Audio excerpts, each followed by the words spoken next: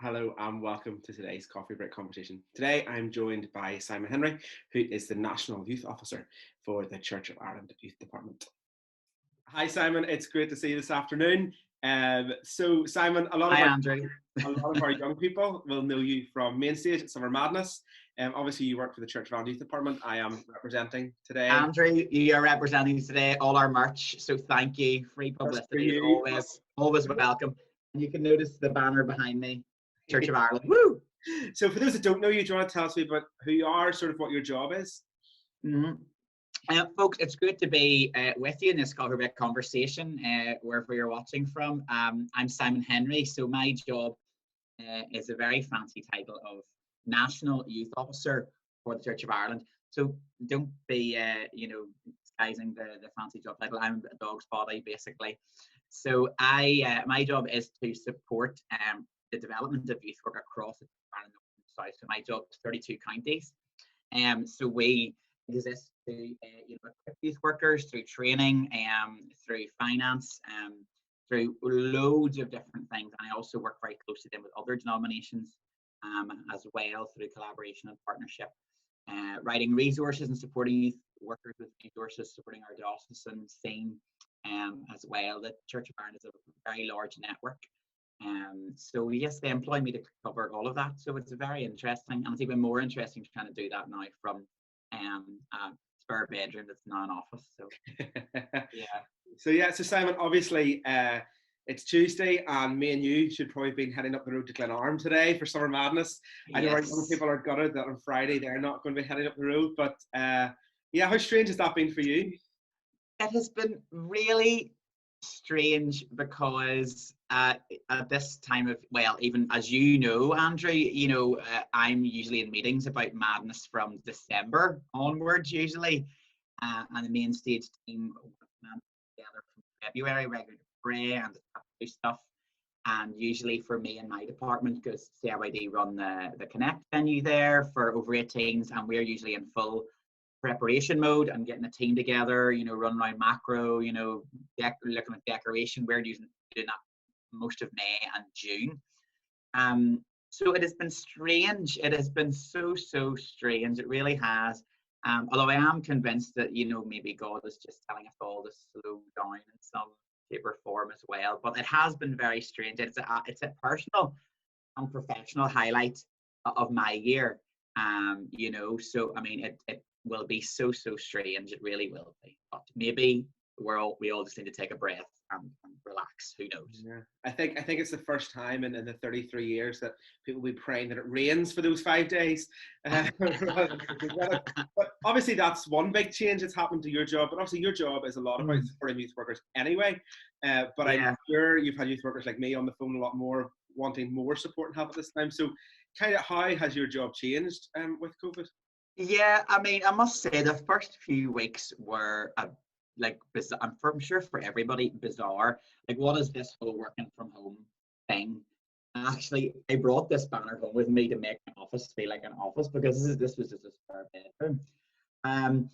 So that has changed a lot. A lot of my job was and hopefully will be again on the road, all over Ireland, supporting, showing up, doing those youth weekends, doing that training all over Ireland, supporting and equipping youth workers, supporting the Dawson youth scene. So a lot of that is online now. In terms of our website and Facebook page, we have tried to really, channel resources there, online stuff. A lot of Zoom calls. I think everybody's zoomed out probably by now. A lot of Zoom calls. A lot of, what can we do? What can't we do? A bit of, safeguarding advice in there. A bit of sort of, outside the box thinking about how to, So I've had phone calls, Zoom calls to try and support people like that as well, and then trying to vaguely plan and do things and just keep our social media channels as active as possible. Even in touch as well, I think is so important. Like personally, with the Austin youth workers that I work closely with our own sort of wider team of sort of Church of Ireland volunteers, key volunteers within our youth department as well. I haven't been bored, put it like that. I haven't been bored. I've just had to think a little differently about what work actually looks like. Probably the same as everybody. Yeah, I think it's going to be strange. I think even getting back out in the road is going to be quite strange as well. So Mm. not been home for so long. But obviously, your job is a lot about sharing faith, encouraging Yeah. people to grow in their faith with Jesus. Even some of the stuff you do from the main stage at Summer Madness is about, encouraging people to take that step into faith. Yeah. But for you, like, how did that journey come about for you? And was there any significant experiences or milestones? Yeah, I mean, Summer Madness actually is a really big part of my journey as a Christian anyway, and it is so. I mean, it's sort of full circle when I was asked to, host the main stage then event.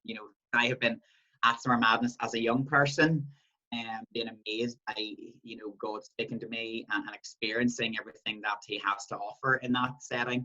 And then as a leader, leading a youth group, and then as someone running a venue and hosting main stage. So it's been really interesting. I became a Christian when I was 13. My home church of St. Mark's, Portadown, good Church of Ireland Church. I'm Church of Ireland Blue Blood. I've never been anywhere else, but I don't know if that's good or bad. And again, some amazing volunteer youth workers there, led by my friend at that age. And Summer Madness was probably one of my first experiences after becoming a Christian of actually your faith coming alive and what that looks like, and how we can worship God, how we can engage with the Bible, how we can be a fellowship of believers as well. So like those first few years I went to Summer Madness since I was probably 13 or so were so formative for me. Like, and I know everybody every year can't wait to go to Summer Madness, can't wait to go to Summer Madness. And then actually for me then throughout the year as a Christian, being involved in your local church. I helped with Sunday school, our youth club on a Friday night. There was a total squad of young people on me, and we all went there together, and we're very faithful to that. And we had our Monday night group Bible study fellowship, which was so transformative for me over the years when I think back. So again, it's about, I want to encourage young people to be involved in their church and serve in the same way that I did, but also to encourage youth workers to invest in young people in the way that I was invested in and was led to faith by people who actually had a passion for Jesus, and people who cared for me. Yeah, okay. No, that's brilliant. So, obviously we've talked a wee bit about some of the challenges at the moment around like how you work and stuff with churches, but we've also been asking people that are doing these calls to give us we're calling it the 2-minute challenge, so to sort of encourage our young people with something that God's been speaking to them, or a word of scripture or something. But I suppose, how has your faith encouraged you at this time, and is there any words of encouragement you would want to pass on to those watching? Yeah, I get my favorite Bible verse has actually cropped up a few times over this sort of lockdown period, and that's Proverbs chapter 3, verses 5 and 6, which says, "Trust in the Lord with all your heart, and do not lean on your own understanding. In all your ways acknowledge Him; He will direct your paths." I think for us now, there's been a lot of us trying to get our heads around this, our own understanding, but we are so limited, and I guess that we need to, as the verse says, to trust in God. God is still sovereign. He is still on the throne. He's in the middle of all of this. He's in this with us. He hasn't gone away. He is sovereign, and He is going to continue to guide each one of us through difficulties, whether it's difficulties right now or whether it's difficulties in 10 years' time. And I know that for some people this might be a real gift, and they might think, brilliant, I'm off school and I can put my feet up on this, and that might be a blessing from God, actually, a blessing of rest and sort of no worries, no stress. And for other people, I understand young people will find it difficult, and they'll struggle, they'll maybe be anxious, they'll be worrying about exams and things or future. But listen, God is in control. If I have learned anything in my very short 36 years on this earth, is that God is a million steps ahead of us.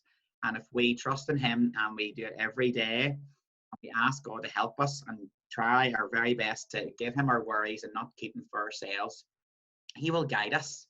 And this also is for such a short period of time as well.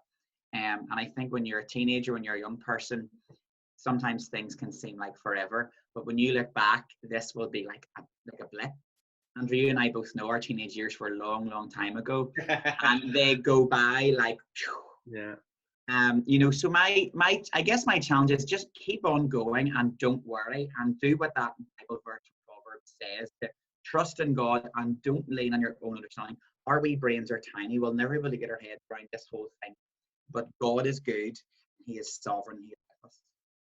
Yeah, no, yeah, I think that's Man, can I get an amen? yeah, definitely. I think that's something really encouraging actually for people to think about, because I think at the minute a lot of young people are trying to work it out themselves, but it's just We all are, but we can't. And yeah, I think you'd actually do your own head in trying to figure it all out and think, you know, you'd probably go down sort of philosophical rabbit hole, and you know that would be it. You know. Yeah, I suppose just on the back of that, obviously your main job is with CIYD, and Summer Madness is kind of like a side gig for you.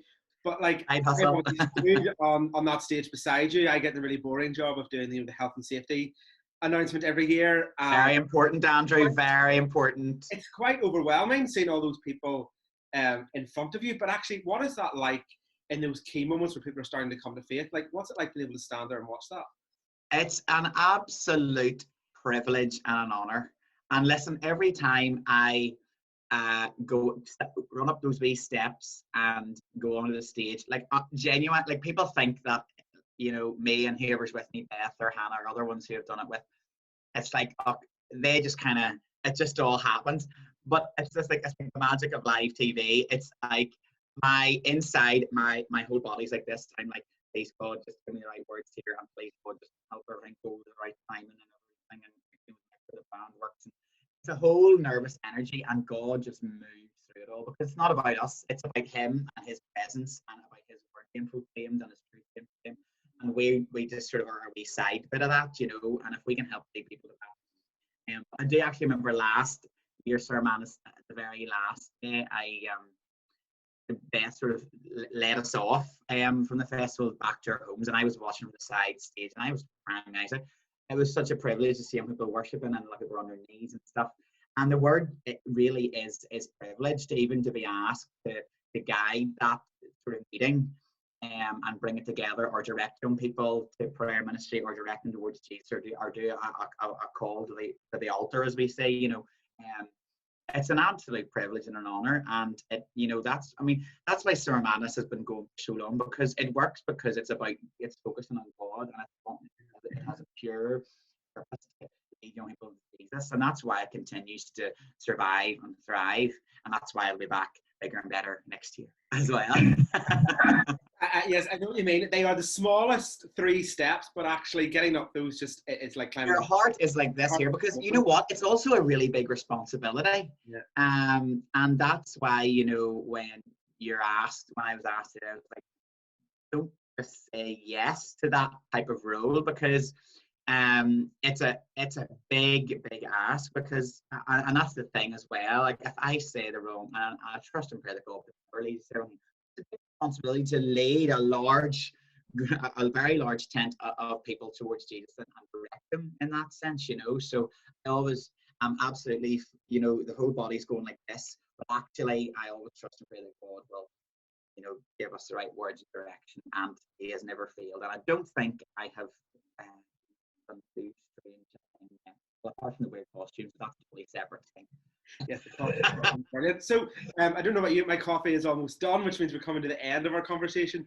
But we've sort of been asking everybody, you know, what are a couple of things that we can be praying for you in this season and your work? Gosh, now that is a really massively long list. I'll tell you, Andrew, probably I would be probably afraid of the unknown. And, you know, it's not easy to admit that you're afraid sometimes. And I'm not somebody who would be afraid of, like, afraid of coronavirus, or I'm not one of those people who think I'm afraid of almost what happens next. So I guess for me, that I wouldn't be overcome with fear, and that I will just again follow that Proverbs 3 verse of, I would trust in God that He has it sorted out, that He has the plans for our youth department, for my role, for the people that I support, and for the Church of Ireland as a whole, as to we can go back to supporting young people across the island. And how we do that might look very different. But I think for me, I guess that I would not just be filled with fear, that we would be paralyzed, that we wouldn't want to do anything or be overly cautious, but actually to be bold. And if we do do things differently, to do that.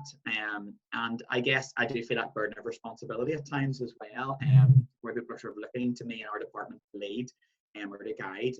So yeah, I don't want a whole therapy session here, but those prayers would be really welcome, guys. Just that you would pray for our youth department, our staff team. That's me and Barbara and Steve. I just love those guys. We are such a group. I'm really missing them too. Just the interaction with them. It's so strange, you know. And I just pray that we can get back to some sort of normal or a new normal. That will be encouraging for everybody soon.